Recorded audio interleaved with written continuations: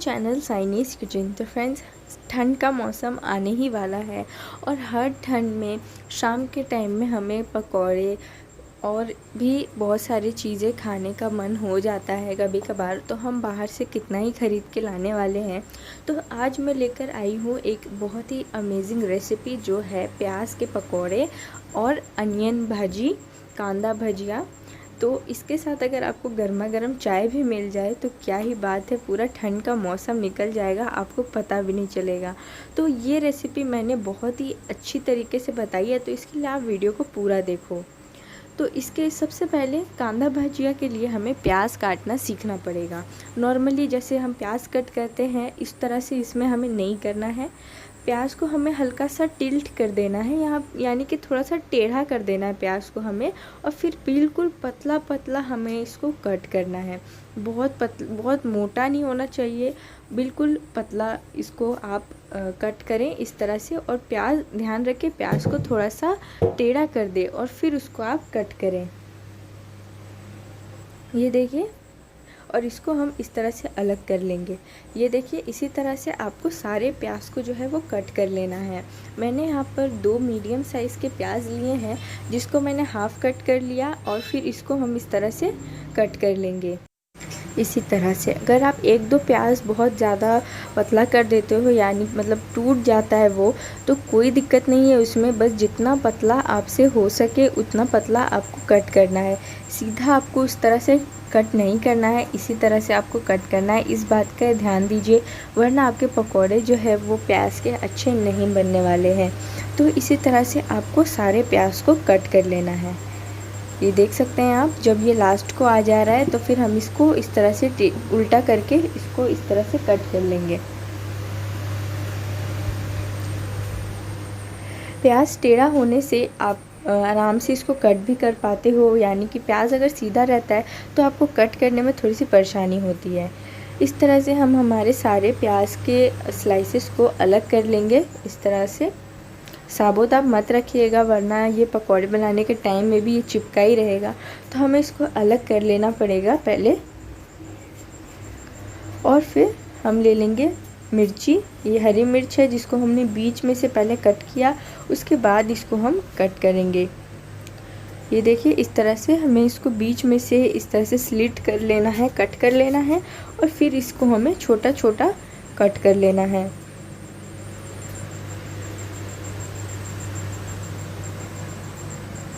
ये देखिए, इस तरह से हमें हमारी चिली जो है वो चॉप कर लेनी है।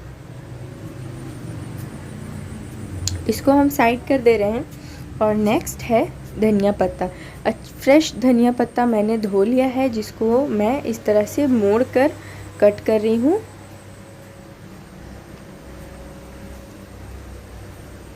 ये देखिए, इस तरह से। अब एक बोल में हम ले लेंगे हमारा जो प्याज हमने कट किया था वो।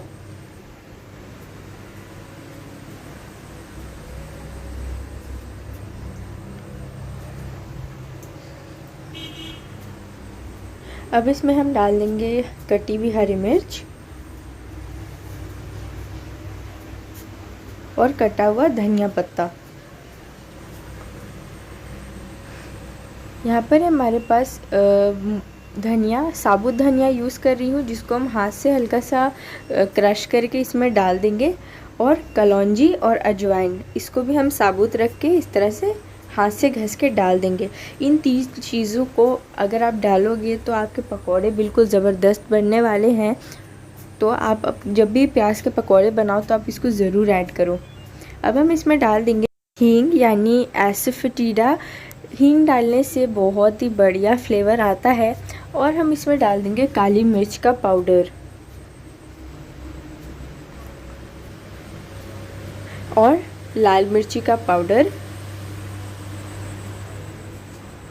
अब हम इसमें डाल देंगे बहुत थोड़ा सा हल्दी पाउडर, ज़्यादा नहीं डालना है। हल्का सा धनिया पाउडर और हल्का सा जीरा पाउडर।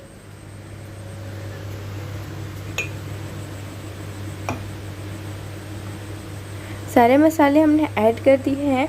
अब हम इसको इस तरह से अच्छे से मिक्स कर लेंगे ताकि जो सारा मसाला है वो हर जगह अनियंस में कोट हो जाए। तो आप देख सकते हैं इस तरह से हमें हल्का से इसको प्रेस कर के मिक्स करना है इस तरह से। और अनियंस को भी हम धीरे अलग करते जाएंगे, अगर कोई भी छूट जाता है तो हम इसको मिक्स करते करते ही अलग करते जाएंगे। ये देखिए मैंने इन सारे प्याज में कितने अच्छे से मसाला जो है वो कोट हो चुका है। तो अब हम इसमें डाल देंगे ये चावल का आटा। चावल का आटा डालने से ये बहुत ज़्यादा क्रिस्पी हो जाता है। चावल का आटा अगर आपके पास अवेलेबल नहीं है तो आप कॉर्नफ्लोर भी यूज़ कर सकते हैं। 1 बड़ा चम्मच चावल का आटा यूज़ किया मैंने और 1 बड़ा चम्मच मैं इसमें डाल दूँगी बेसन डाल के हम इसको अच्छी तरह से इसी तरह से प्रेस कर के मिक्स कर लेंगे। ये देख सकते हैं आप। यहाँ पर हमारे पास बेकिंग सोडा बहुत ही इम्पॉर्टेंट स्टेप कह सकते हैं आप प्याज के पकौड़े में। तो आप बेकिंग सोडा का यूज़ ज़रूर करें। और हम डाल देंगे बहुत ही थोड़ा सा नींबू का रस। ये देख सकते हैं आप, बहुत थोड़ा नींबू का रस यूज़ किया है और इसको हम मिक्स कर लेंगे। अभी तक हमने इसमें कोई भी लिक्विड यानी कि पानी का यूज़ नहीं किया है। अब हम इसमें 1 और चम्मच बेसन ऐड कर देंगे। धीरे धीरे हमने बेसन ऐड करना है, बिल्कुल एक साथ डाल देंगे तो वो मिक्स भी नहीं होगा और लम्स भी बहुत बन जाएंगे। अब हम डाल रहे हैं नमक। तो नमक अब इसलिए हम इसको नमक को अभी डाल रहे हैं क्योंकि अगर हमने पहले नमक को डाला होता तो वो पानी छोड़ देता, तो हमें पता नहीं लगता कि बेसन हमने राइट क्वांटिटी में दी है या नहीं।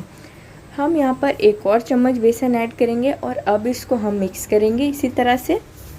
तो आप देख सकते हैं नमक डालने के बाद हल्का हल्का सा पानी जो है वो रिलीज़ होने लगा है।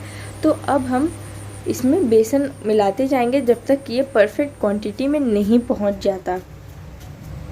ये देखिए हमने इसको अच्छे से मिक्स किया और फिर हम 1 और चम्मच बेसन ऐड करेंगे।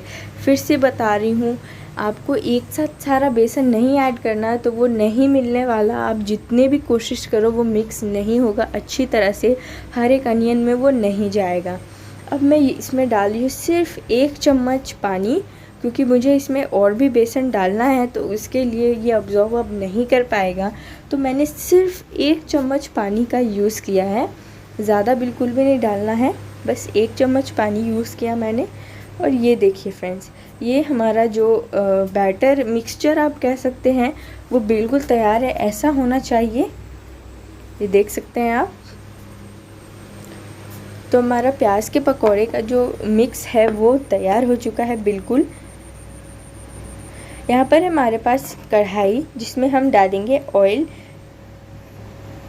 मैं राइस ब्रान ऑयल में मेरे सारे जो फ्राइंग एलिमेंट्स हैं उनको फ्राई करती हूँ। आप नॉर्मल सनफ्लावर ऑयल से भी यूज़ कर सकते हैं, लेकिन मैं राइस ब्रान ऑयल ही यूज़ करती हूँ।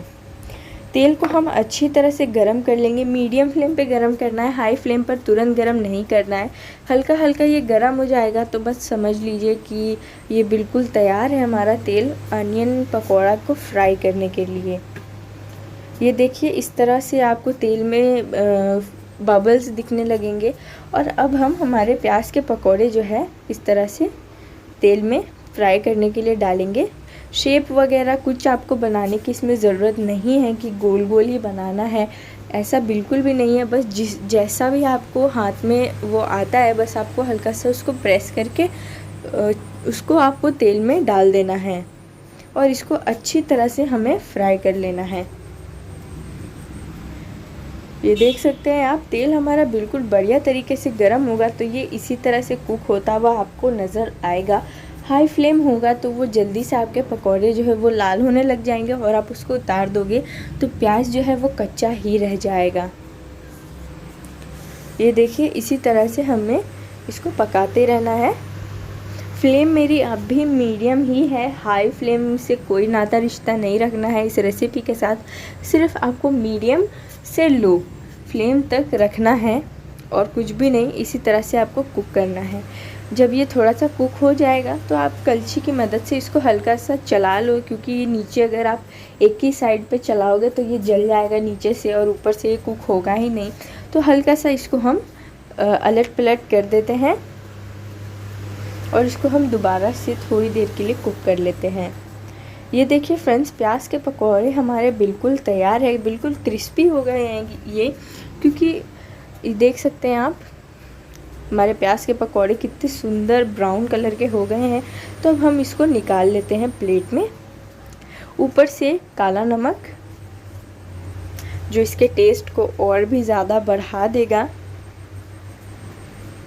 ये देखिए फ्रेंड्स, हमारे प्याज के पकौड़े बिल्कुल तैयार है। साथ में है गर्मा गर्म चाय और tomato ketchup.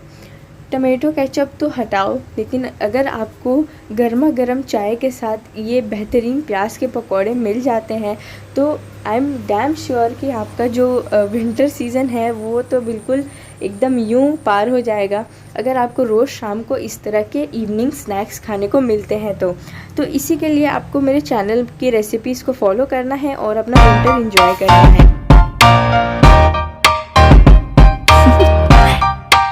Do you want to know?